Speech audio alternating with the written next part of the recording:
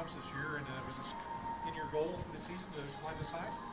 I don't think there was really a set goal in terms of where I wanted to be and how fast I wanted to do it. I think just, going out every time you take the mound, trying to get better each and every time was just the ultimate goal. I mean, didn't know really what to expect from pro ball in comparison to college baseball. And, I mean, like I said, just tried to get a footing my first 12 weeks, and here I am.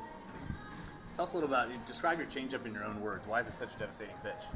I think my changeup's just a standard changeup, honestly. I think the arsenal helps it play up a little bit, but I mean, truthfully, I don't think it's anything too spectacular. I don't really think I have a true flashy pitch like that.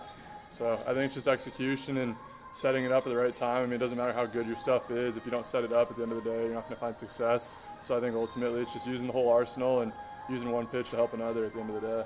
Tell us about the rest of your arsenal. I mean, the rest of the arsenal is pretty standard, I'd say. Just a fastball, throw a changeup, slider, curveball. I think the curveball has really come along in professional baseball, which has definitely helped the other pitches just because it is a pitch with depth, more so than the other stuff going east to west. So I think that's just, allowed me to change eye levels a little more than when I could have done in college. You still tie your right shoe first? I do still tie my right shoe first. I don't really have too many superstitions anymore. I think, I've kind of gotten over that. There's still a couple, but the right shoe definitely still does get tied first. What started that one? Cristiano Ronaldo does it, and he's a pretty good athlete in his own regard. So I figured if, Ronaldo's doing it, maybe there's a little bit of knowledge behind tying the right one before the left one. You made news by striking out 16 in the Super Regional last year. What do you remember about that game? Honestly, it was just game 2 of Super Regional.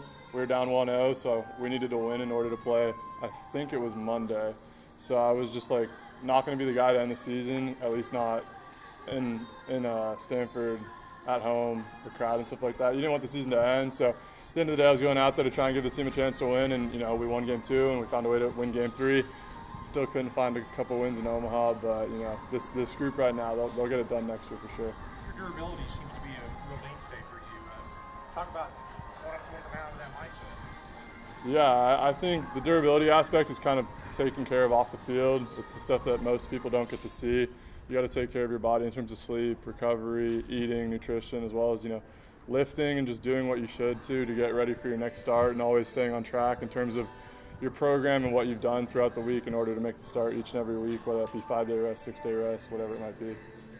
You walk right into a team that is going to clinch a playoff berth. So if you're still around in September, you get to pitch in the Texas League playoffs. Talk about, obviously you and competed against Cooper Jerpy, back in the Pac-12.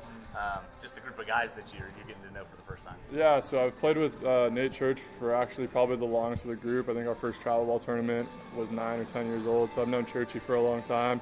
Competed with Jerpy for a while there in the Pac. Stanford got the best of him and the Beavers a couple years in a row. So, there's always that little bit, but it's a great group of guys. I mean, from the pitching to the hitters, it'll be a fun group to play with. Obviously, like you said, they clinched the first half, which is awesome. So it's a winning culture, winning environment. It's a lot easier to come into those, to be honest with you, because the guys know how to win at the end of the day. So it'll be a fun group to play with, and however short or long my stay might be, just try to contribute every single time you go out there. Do you give him a hard time that game that he struck out 17, you picked up the save? No, not really, because it was my first career save, and to be honest with you, I don't remember much of the game other than Oregon State plays a chainsaw every time their pitcher strikes it out, so we all talk about having nightmares that night. Even though we won the game, it was still nightmares in the sense of we just heard that chainsaw playing 22 times in our head, and Jerpy, I think, got 17 of those, so it was a pretty good game from him, but the Cardinal did come away with the win at the end of the day, so that's all that matters. I think you played 4 years, right, in college? I did. How key is that in having you maybe better prepared than most guys to step into pro ball? Yeah, I mean, most guys come out after their sophomore nowadays because they're so old, or junior year is the normal. But, things didn't work out for me after my junior season, didn't have the season I wanted.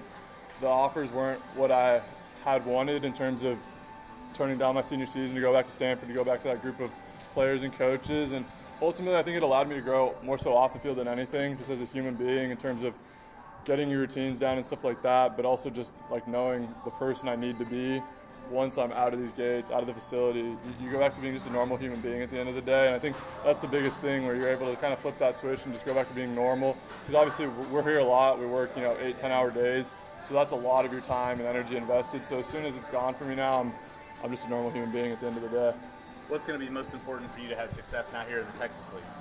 I mean, we'll find out on Sunday, honestly. I don't really know what to expect. Just coming in, hopefully throw some strikes, give the defense a chance to work. And I mean, these hitters are pretty good, so they'll tell me what I need to work on in terms of whether it be command, arsenal, usage, whatever it might be. These teams will let me know probably loud and early what I need to do to adjust to the Texas League and this level of baseball.